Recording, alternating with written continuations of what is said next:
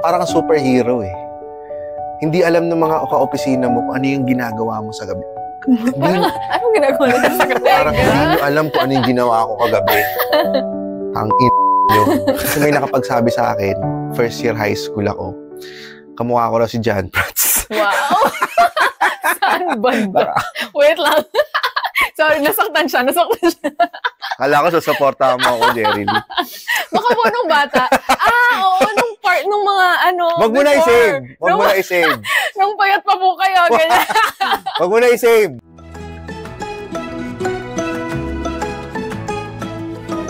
Hi Dreamers, this is Jerry Lee Salvador and welcome to The Pillow Talk, where dreams get unplugged. So ang guest po natin for today, grabe po, napaka-funny niya po, napaka-relatable, and napaka-witty. Let's all welcome Sir James Caraan. Hello! Ay, salamat. Makakatulog na po kayo. Napaka-komportable naman dito sa set ninyo. Sobrang saya po mag-podcast na sobrang comfy lang ng chikahan, di ba? Oo, hindi, pero na-conscious ako nung una kasi maghuhubad tayo ng sapatos. Mabaho yung pa Akala ko. Mabaho yung pa ako, kaya ganun. Kaya po pala may pa-socks kayo, gaya. Kaya nga nilagay ko dito yung pa ako kasi para hindi lumabas yung amoy. Wala naman po ako naamoy, so you're okay, good. You're good. Tsaka hindi naman nila maamoy, so wala na sila doon. Sige. At least may nalaman na kayo tungkol sa akin. So welcome po sa The Pillow Talk. Thank you sa pag-invite sa amin dito sa akin pala, sa akin sa Pillow Talk. Kasi po, si Sir GB din dati, di ba? So kaya parang as a collective kayo kasi ng The Cool Pal. So siguro kaya sa amin. Sana po yung mga the rest ma-interview din namin. Ay nako, sigurado. Sino ba gusto mong... Lahat po parang isa-isa, parang i-collect them all namin kayo, ganon. Okay, sige. Ako nang bahala sa kanila. Thank you. Ay, tsaka ito trivia lang pala dito sa suot ko. Thank you sa... At komportable talaga. Ginagawa niya talaga komportable yung guest niyo.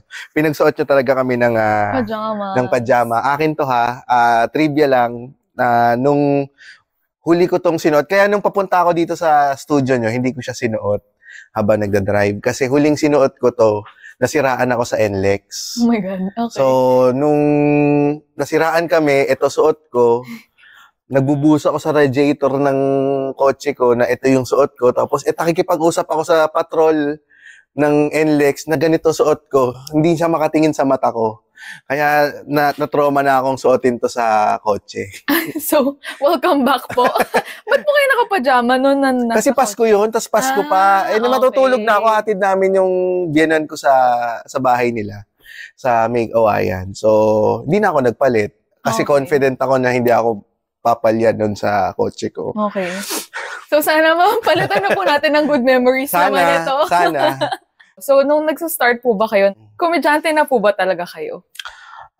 Wala ako masyadong memory nung pinanganak ako nung lumabas ako sa pek-pek nung nanay ko. Parang lahat naman nato tayo. Pero mga 3 years old, ganyan. Ang pinaka-memory ko nung bata ako, napakaingay ko daw. Okay. Madaldal daw ako nung bata. Kasi kasi pinanganak ako sa Quiapo. Doon kami tumira ng hanggang 4 years old, 5 years old ako. So, nung nandun ako, akong parang darling ako ng compound nung sa Quiapo. Lahat kinakausap ko, walang iya ako nung bata ako. Okay. Tapos, meron akong arch enemy na matanda. Noong kapitbahay namin, si Aling Anita. Doon ako takot ako sa kanya. Kasi kapag nag-iingay ako, naririnig niya na ako nag-iingay. Ito, feeling ko pabiro lang naman. Kasi bata ako, tapos pag narinig niya ako nag-ingay, bigla siyang sisigaw doon sa bahay nila.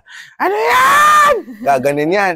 Tapos pupunta yan sa bahay namin, papasok yan habang papatawa-patawa ako, nag-iingay ako doon. May hawak na itak. Iitakin ako kasi maingay daw ako. Ako naman, aakit ako doon sa kwarto namin. May butas yung kwarto namin sa taas, sa sahig. Doon ako sisilip hanggang mawala na si Aling Anita. So pag wala na siya, doon ako. Kasi ako ang hilig ko talagang manggaya ng mga napapanood ko sa TV. Okay. So may pa-skit kayo na sarili. Oo, ultimo si Jesus ginagaya ko eh. Oh my God. May nagpapakupakuan ako sa sala namin. Tapos, ganun ako na. Halikan niyo ang aking paa. Gumaganon ako. So, yun yung tanda ko nung lumalaki ako sa Quiapo na lahat kausap ko. Minsan, Gala din ako pupunta ako sa kapitbahay din namin, sila Aling Dading. Grabe, memories niyo pa yung mga pangalan nila. Oo, sir, kasi mabait sa akin yun si Aling Dading. Okay. Siya yung matanda na yun talaga. Tapos ako yung, pag umuwi yung anak niya, na galing opisina, parang, kasi yung tatay ko galing, nasa Saudi. So, parang wala yung tatay ko lagi. So, parang doon ko, dinadalang ko siya ng tsinelas, pag magtatanggal na ng ng sapatos, galing office, yung anak niyang galing office, si Aling Daddy. So yun, tapos may mga kalaro din ako doon, sila Erica. Erica ba pangalan? Yun, basta gano'n, tapos sila, yung lugawan doon, ako rin mahilig din ako sa lugaw ng bata. Sila, malaki siya nun nakalimutan ko na Pero yun yung, doon lang kami nakatira sa likod ng Eber. Okay. So, yun natatanda. So, talagang bata pa kayo, talagang talkative and sociable, ganyan na. So, siguro parang practice nyo na din yun sa pagiging komedyante. Siguro ganun ang naging parang narinig ko minsan pag may mga matatandang nag-uusap nun. Nako, artistahin itong batang ito. Ibig sabihin, hindi naman sa itsura. Siguro sa personality na masyadong bibo. Hanggang sa lumipat kami noon after 5 years. Nung lumipat na kami sa Parañaque. So, ganun din ang naging friendly din ako nung bata ako. Hindi ko nga alam kung bakit nag-fade along the way. Yung pagiging friendly ko sa mga tao. Parang nabawasan habang lumalaki ako. Pero nung bata ako, talagang lahat ng bagong lipat sa bahay, kinakaibigan, sa subdivision namin dun sa Parañaque, kinakausap ko. Ako lagi yung promotor ng laro, ako yung nagsishare lagi ng, meron akong balde nun ng laruan So, lagi kong dinadala yun. Sinishare ko, laro kami sa buhanginan. Yun. And then, ano po yung childhood dream nyo nun? Artista ba talaga? Yun ang natatandaan ko. Yun ang lagi kong sinasabi sa sarili ko pag kunyari nasa court, nagtatanungan ng tungkol sa childhood dream, mag-artista. Yun ang lagi. Tapos pinagtatawanan lang nila ako. Kasi wala naman sa itsura ko yung mag-artista. Use sila sa'yo ngayon. Kasi artista na kayo ngayon Hindi ko pa masasabi kasi nga parang artista na ako Parang ngayon naman nagki-cringe ako pag sinabing artista ako. Kasi hindi ko pa ramdam yung katulad nung sinasabi na talagang artista. Kasi pag sinabing artista nun, celebrity Parang para sa akin, ang artista ngayon, mas lumalim yung tingin ko sa pagiging artista. Art talaga. Yes. Hindi siya basta yung sikat lang. Kasi pwede ka nang maging sikat ngayon kahit wala kang talent Ang artista dapat may talent. Wow. Dapat meron siyang nai-impart at meron siyang lalim, kumbaga. May message. Kasi nung bata ako, pag kunyari, kasi may nakapagsabi sa akin, first year high school ako, kamukha ko na si John Prats. Wow! Saan banda? Wait lang. Sorry, nasaktan siya. Kala ko susuportahan mo ako, Jerry Lee. Baka po nung bata. Nung part, nung mga Wag mo na i-save. Nung payat pa po kayo, ganyan. Wag mo na i-save. I can see it. Okay. So, nagtatry pa ako nun na mag-gel-gel pa ng buhok. Wala naman, hindi ko naman kamukha talaga si John Prats Alam mo yung nagtatakin pa ako hindi to lang yung tack-in sa harap. Yun, so parang ginawa ko na lang joke sa sarili ko na parang doon na ako papunta. Feeling ko magiging artista ako kasi si John Prats daw.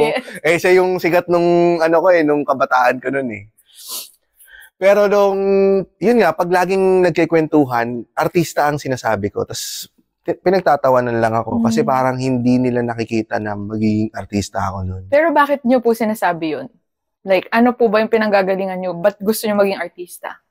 Iyon kasi nung bata ako, mahilig akong manggaya. Kung ano yung nakipapanood sa TV, ginagaya ko, Shider, Mask Rider Black, lahat yun, tumbling ako. Talagang lahat ng ginagawa ko ay pinupush ko talaga. Minsan tumatambi ako, nasusugatan na ako. Para lang makapagpatawa. Parang ganun yung ugali ko nung bata ako. Hanggang sa na sa akin na, pwede palang, meron palang track yung ginagawa kong katarantaduhan, pwede pala ako mapunta doon. Mhm. So, yun yung napasok na sa utak ko. Hanggang kahit sa pagdadasal, kahit kay Jesus, yun yung laging ending ko. Sana maging artista ako, ganyan. Oo. Laging yun ang panghuli ko sa dasal ko. After kung, yun, syempre, yung mga basic na yun, yung mga health, mga ganyan. Yeah. Basic na yan. Pero yun yung idadagdag ko talaga para kung sakaling magkatotoo, at least naidasal ko. Yeah. Tsaka yung sinasabi niyo po na ginagawa niyo yung mga parang skit ng artista, ganyan. Si Bea Alonzo din po, ganun yung ginagawa. So, ganun din. asal artista pala yung ginagawa niyo talaga.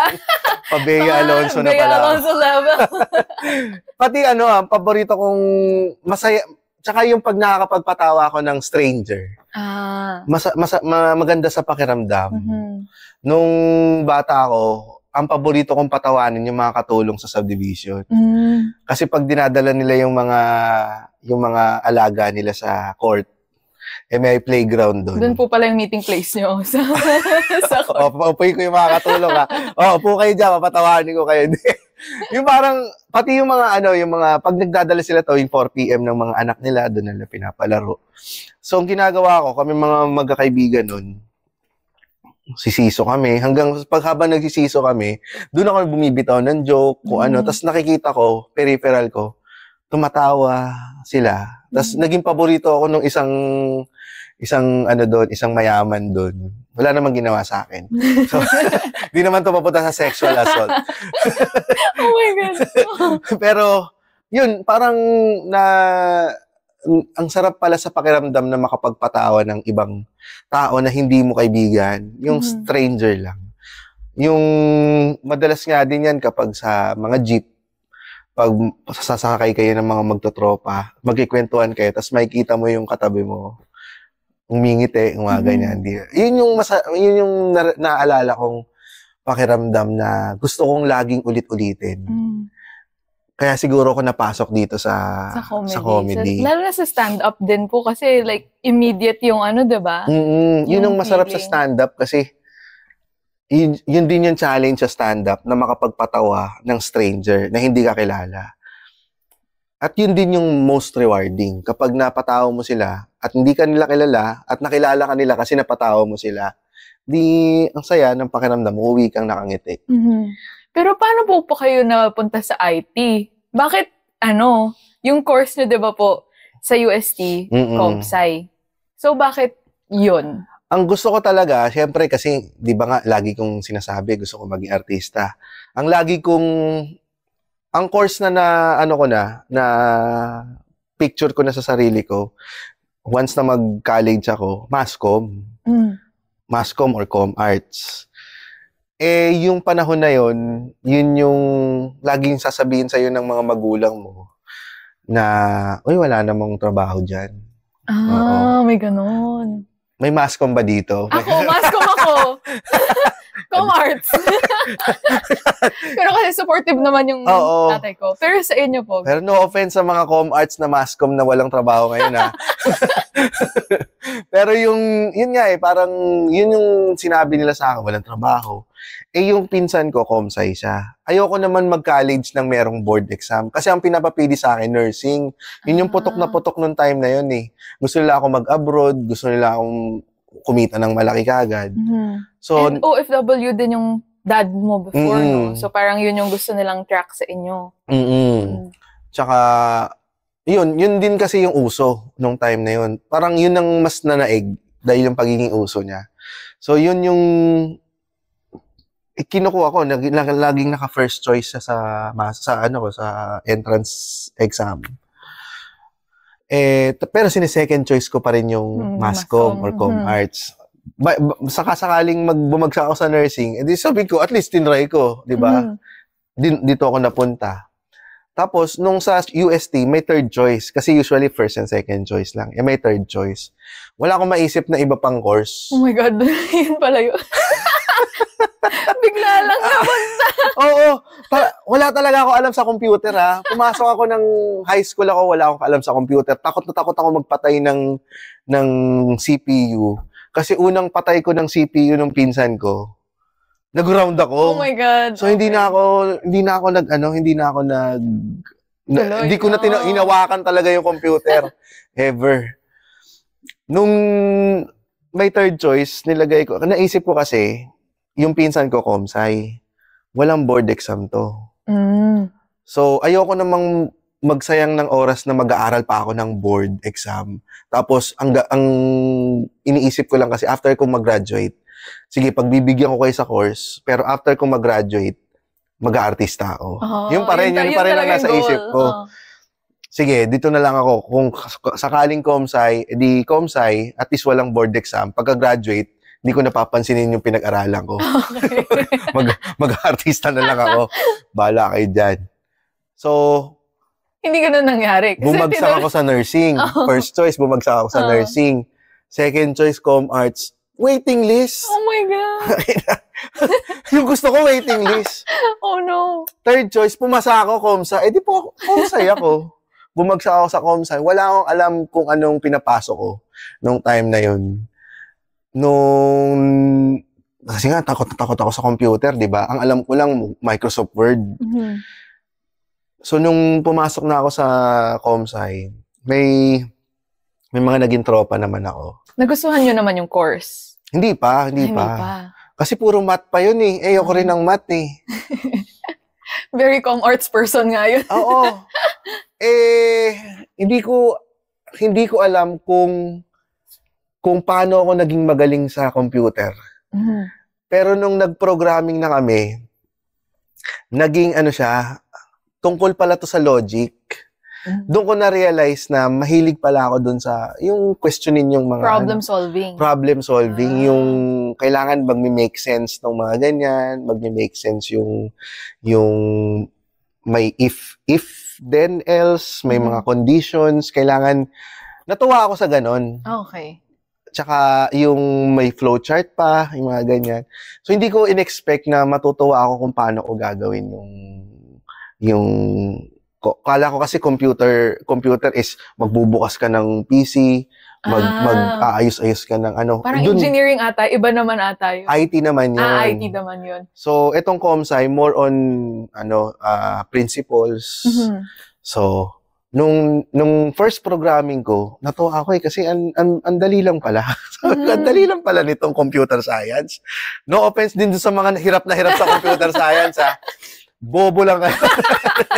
Hindi nyo lang gets. Tapos yung mga klase ko, sa akin na nagpapaturo. Wow. Yung mga babae, yung mga babae lang ang tinuturuan ko. Yung talagang ako gumagawa nung yung mga homework, pakita ko lang sa kanila. O sige, ibahin lang natin yung mga variables, mga ganyan. So yun, na-enjoy ko yung computer science hanggang sa yun, gumraduate ako para medyo nakalimutan ko yung pag-artista. Naudlot. Kasi nag-work po kayo sa IT din. Oo, pag-graduate ko, yun naman ang pinaka na-enjoy ko sa lahat ng mga dinaanan kong school sa buhay eskwela. College. Yung college. Kasi mas nakilala ko rin yung sarili ko doon. Mas naging gago din ako doon sa college. Kasi doon sa mga tropa ko yun yung natuwa din ako sa mga tropa ko. Hindi rin pala pag computer science ka, puro nerd yung mga kasama mo. May parte din ng mga kaklase mo na doon ka magiging belong at yun yung mga gago. Doon ako nahanap nyo yun. Doon ko nahanap yung kagaguhan. Kasi, tas nung gumraduate na ako ng college, medyo nahulog ako dun sa rabbit hole ng computer science. Kasi lahat nung fourth year, kailangan mo na maghanap ng work eh. May mga job fairs. So, yung mga tropa ko, yun din yung ginagawa. Nagpapasa-pasa na rin kami ng mga resume. So, hindi sasama din ako doon. Alam nga namang lahat sila nagpapasa ng resume, ako nag-audition ako sa doon sa pasa-pasa, nagpasa din ako. Nagpahinga pa nga ako after ko mag-graduate eh. Nagpahinga ako kasi walang tumatanggap din sa akin eh. So, nagpahinga ako ng mga 3 buwan or 2 buwan. Tapos nagpasa yung yung kaibigan ko sa Globe.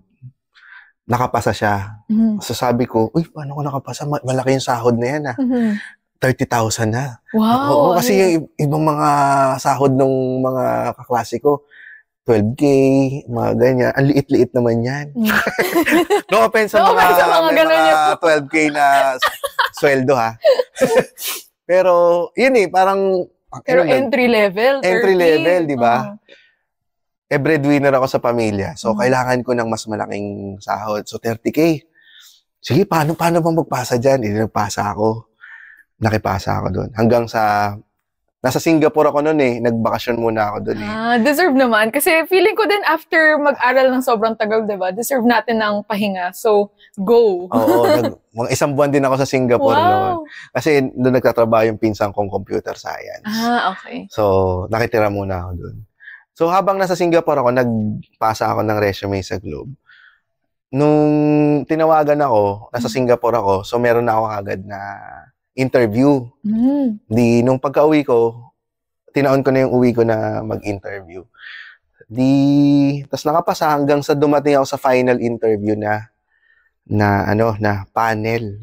So, lahat ng mga managers ng department, i-interviewin ka. Merong part doon na ipe-present mo yung sarili mo ng naka-PowerPoint. Okay. So, lahat, hobbies, kunyari, papakilala ka, kumbaga. Pati so ang nilagay kong hobby, medyo dito nagamit ko yung pagiging comedian. Kasi kung paano ko i-create yung alam kong magre-react sila. So nilagay ko dun yung isa sa mga hobby ko, hip-hop abs. Okay. Yung sumasayaw ng sa mga hindi yung hip-hop abs na gumaganyan ganyan. So yung habang hip-hop yung pinapakinggan. Ayun naman talaga yung ginagawa ko habang nagpapahinga ako, parang nagpapa-abs akong ganyan. May DVD kasi ako nung binili, so yun yung ginagawa ko. So nilagay ko yun. Kasi sa likod na utak ko, alam kong papasampulin nila ako nito. Oh my God, okay. Alam kong magiging interesado sila Parang sa lahat ng mga, daming mag-i-interview daming interviewin So, may instinct na ako as a performer, as a comedian, as an entertainer, kung paano mo kukunin yung attention nila. Hindi ko pa alam yun hindi ko pa alam yun. Pero parang na-instinct ko lang na, siguro papasampulin ako nitong mga to. At magiging kakaiba ako. Hindi man ako makuha, at least matatandaan nila memorable, ganyan. So, nung nakita nila yon, true enough, pinasample nila ako. Tapos, yung iba, yung reaction nila na, gagawin talaga niya, magsasample talaga siya. So, nagsample talaga ako. Natanggap ako. Yay! Natanggap ako. Yun ang pinakauna kong job sa Globe. Dahil sa hip-hop abs. Hip-hop abs. Ako may pinakamalaking sweldo. Ina yung mga cum laude. 12K lang ang sweldo. Hip-hop abs lang pala katapat. Oo. Nagpahinga pa ako Fresh from Singapore. Oo, sobra sabi ko, ibang klase tong napasok ko So, ang saya din nung experience ko sa Globe noon kasi 6 months kayong classroom type. So, hindi ka kaagad pasabak sa trabaho. So, 6 months kayo, para kasi meron silang cadetship program. Wow, may ganun pala. Oo, parang 24 kayong kukunin sa top schools.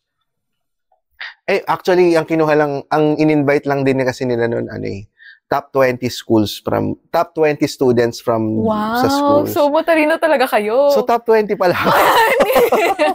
Kahit wala ako cum laude, wala akong honors. Pero, yun, nasa listahan pala ako doon.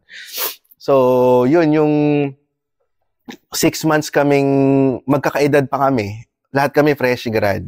Tapos, lahat kami classroom type. Papasok lang kami para maggaguhan, magganyan. So, na-enjoy ko din talaga yung experience ko nun sa Globe. Kasi marami rin ako naging kaibigan at naging din talaga. So, for quite some time, habang nasa Globe ako, nakalimutan ko yung pag-artista. Hanggang sa yung kaibigan ko, may kaibigan, yung kaibigan ng kaibigan niya, nag-i-stand-up comedy. Okay. Sa Comedy Cartel, panong time na yun. Yung, nababanggit ko, lagi ko naman hindi ko naman siya talaga nakalimutan. Parang, yun, gusto ko rin nag-host kasi ako lagi dun sa Globe ng Christmas party, mga ganyan. So, nung hindi ko naman din nakalimutan yun, lagi ko rin nakikwento sa kaibigan ko na gusto ko mag-comedy. So, yun nga, hanggang sa napakilala ako dun sa friend niyang nagsa-stand-up comedy, na-invite ako sa open mic. Yung nasabi ko rin sa'yo kanina, yun din yung time na nag-explore ako kung saan, ano yung pwede kong puntahan. Kaya napanood ko rin yung Spit. Nag-workshop din ako from time to time. Nang aling workshop? Nag-workshop ako ng voice acting. Wow! Oo. Pa-singer? Hindi, yung mga voice actor na, wag ka ganyan, okay. Parang ganon. Oo nga, yan, sa dubbing, ganyan. Okay. Oo, so, dinaanan ko rin yun, pero wala din naman nangyari. Nung napakilala na ako, nag-try na ako mag-open mic. Doon ko na nakilala sila GB. Siya kasi yung pa-facilitate ng open mic na yun. So, nung nakilala ko siya, natuwa din ako kasi ang impression ko sa stand-up comedy nun, English, sobrang highbrow, tapos parang nerds yung mga comedian na parang walang ibang inisip, hindi comedy. So, parang hindi ko ma-connect yung comedian na sila Babalu, sila parang ito kasi yung gusto ko yung sila Babalu yun yung goal nyo. Yun yung goal ko. Pero yung comedy na hindi ko ma-connect doon kasi parang ang impression ko sa kanila is nerds nga sa comedy, parang feeling ko sila lang natatawa sa jokes nila. Pero nung nagpunta ako doon, hindi, parang tropa rin yung ugali nila .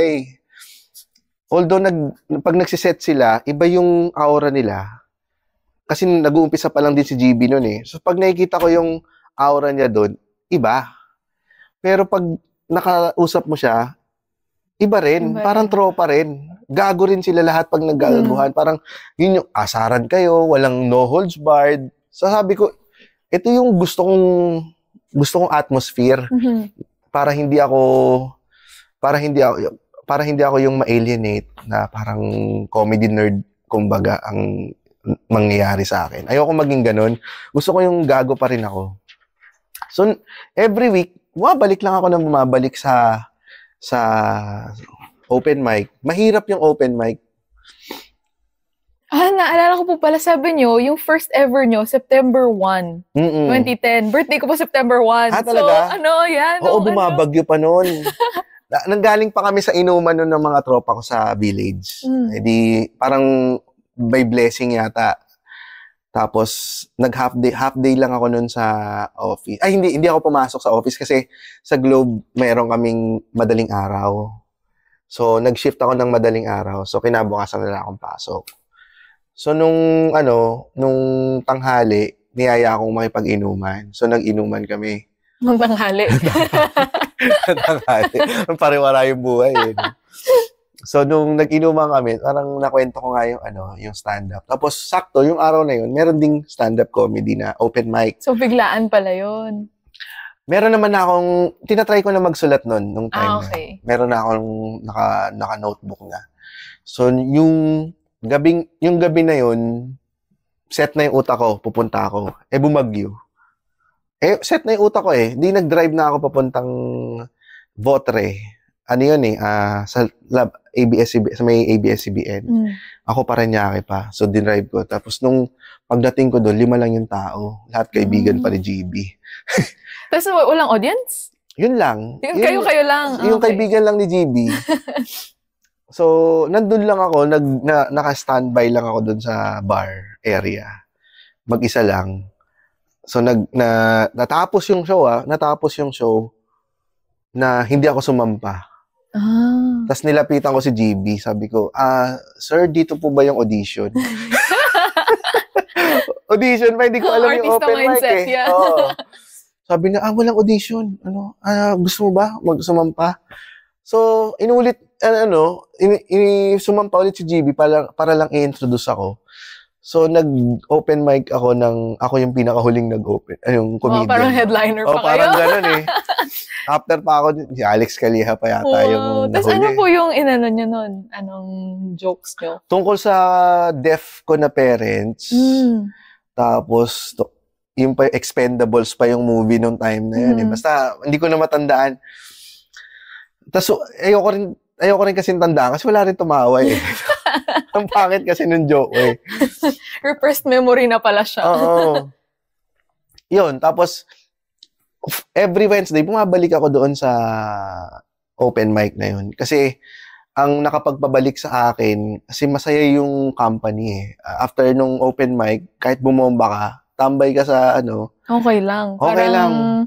Lahat kasi kayo, ganun din naman pinagdadaanan. So, relate, ganyan. Tapos, sa kwentuhan, makakabuo ka ng set. Tapos, usap kayo tungkol sa mga dreams ninyo. Yun ang masaya din eh.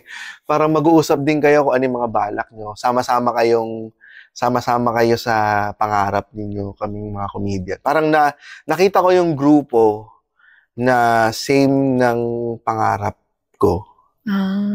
Tapos, sama-sama kaming umaangat. Yeah. Kaya yun yung masaya doon. Hindi lang basta tambay eh. Tambay siya with a purpose. Ganda. Tambay with a purpose. Ganda. Di ba? Kasi kung tatambay ka, siguraduhin mong meron ng papupuntahan. Oo, hindi yung tatambay ka ng puro bisyo lang kayo. Di ba? Tumatambay kayo dahil iisa kayo ng pangarap. Wow. Oo. Ganda. Wise words. Dito sa Maynila, mausok. Maingay, pero lahat kayo iisa ng pangarap. Sama-sama. James Caraan, 2025. Pa-main character eh, no? So, nung nag-work pa po kayo sa IT, tinuloy-tuloy nyo, parang 2 years kayo sa IT nun, sa Globe, tapos nag-comedy na rin kayo, nag-stand-up. Tapos tuloy-tuloy nyo yung ginawa pareho. Tuloy-tuloy yun. Parang September nun, nag-start ako, tapos tinuloy-tuloy ko na hanggang nung following year, mga March, nagkaroon ng audition sa Banana Split, yung Clown in a Million. So, pumasok, nag-audition kami. Ayan, sila GB, sila Ryan Rems nag-audition. Hanggang sa ako yung natira. Ako lang yung natirang kumalaban sa mga stand-up comedian na yung mga bakla. Sila Tekla, kalaban ko sila Tekla. Okay. Tekla, Chad Kinis, kalaban ko sila Chad Kinis. Tapos hanggang sa ako na lang yung representative nung style namin. Hanggang umabot ako hanggang top 5. So, yun ang pinakamahirap na kasi kakasimula ko pa lang eh. Tapos ang pinakamahirap na nangyari sa akin is yung after ko sa office, didiretso ako doon. Gabi yung shooting nun. So, uuwi ako ng 4 a.m. Tapos papasok ako ulit ng 8 a.m. Grabe, parang once a week yun eh. Tapos yun nung hirap ko. Nung nanalo pa nga ako nung top 5, nanalo ako ng rep, wow, ng TV, tsaka sabi ko, paano kayo uwi ito? 5 a.m. naghanap kami ng jeep sa Mandaluyong. Sabi ko, edi, okay naman, masaya naman yung experience din, pero nakakapagod din talaga. Simula nun, yun na yung na-realize ko na, okay, sige, once a week ko lang naman gagawin to, bakit hindi ko pa gawin talaga lagi? Actually, marami ding tao na yung mga nag-o-office. Tapos gusto nila kunyari yung mga nag-acting workshop pag weekend, gano'n. So parang yun yung para sa puso din na ginagawa. So isa kayo dun sa mga ganong klaseng tao na every weekend, merong for the heart, ganyan. Tama. Kasi nung ginagawa ko yun, mas na-energize ako para gawin yung trabaho ko. Yan. Kasi yun yung bakit ka bumabangon. Yes. Nescafe. Actually, yun din yung namin kasi diba bed to. So, bakit ka bumabangon? Oo. Para kanino ka bumabangon? Oo. Yan, para ako sa pangarap ko bumabangon. So, yung pagbangon ko nun, yung sa 1 week naman na ginagawa yan, parang superhero eh. Hindi alam ng mga ka-opisina mo kung ano yung ginagawa mo sa gabi. Parang, anong ginagawa nila sa gabi? Drugs! Hindi alam ng mga, ito, parang after mong mag-kill, makapagpatawa ka ng isang buong bar, hagalpakan sila, tapos babalik ka sa ordinaryo mong buhay. Parang Superman pa lang, diba? Parang hindi nyo alam kung ano yung ginawa ko kagabi. Tangin nyo. Nakapagpasaya ka ng mga tao. Oo. Ang sarap.